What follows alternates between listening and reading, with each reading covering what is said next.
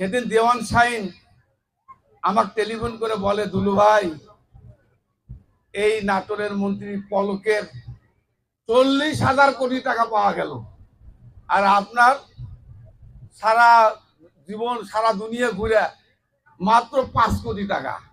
আমার দুটো সন্তান দুজনই চাকরি করে, অনেক টাকার বেতন পায়, ওদের জন্য আর কোনো দরকার নাই। আমার এই জীবন, এই কয়েকদিনের জীবন, আমার টাকা পয়সার উপর লোভ নাই। আল্লাহর কসমটা বলছি, আমি ওযু করে আছি, আমি 5 ওয়াক্ত নামাজ পড়ি, আমি আপনাদেরকে হাজার নাজার বলছি, টাকা পয়সার কোনো লোভ নাই। আমি কখনো টাকা পয়সার দিকে আমার মানে প্রয়োজন আমি মন্ত্রী থাকা অবস্থা মনে করিনি, এখনো মনে করি না।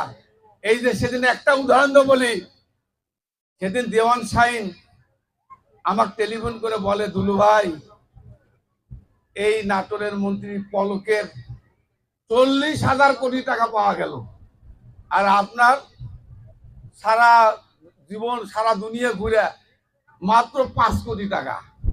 আমি বললাম, ভাই রে, আমার বাপ, আমার পরিবার, আমার সংসার, আমার ছেলে মেয়ে নিয়ে এই চাকরি মানে মন্ত্রিত্ব করেছি, এমপি ছিলাম 3 বার, এই সব কিছু মিলে আমার মাত্র এই 5 কোটি টাকা, এটা দিয়ে আমার চলে। আমার হাজার হাজার কোটি টাকার দরকার নাই।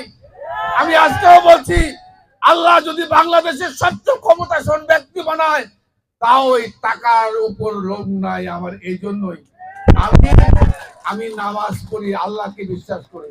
কারণ এই পৃথিবীতে আমি যখন এসেছিলাম, এই মায়ের পেট থেকে যখন এই পৃথিবীতে আলোর মুখ দেখেছি, খালি হাত নিয়ে এই পৃথিবীতে এসেছিলাম।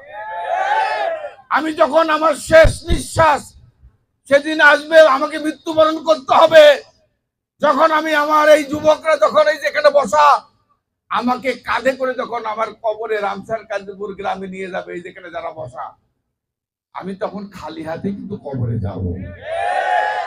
এই সম্পদ কি আমি নিয়ে যেতে পারবো? যে টাকা, যে সম্পদ আমি নিতে পারবো না, এই সম্পদ আমার কোনো দরকার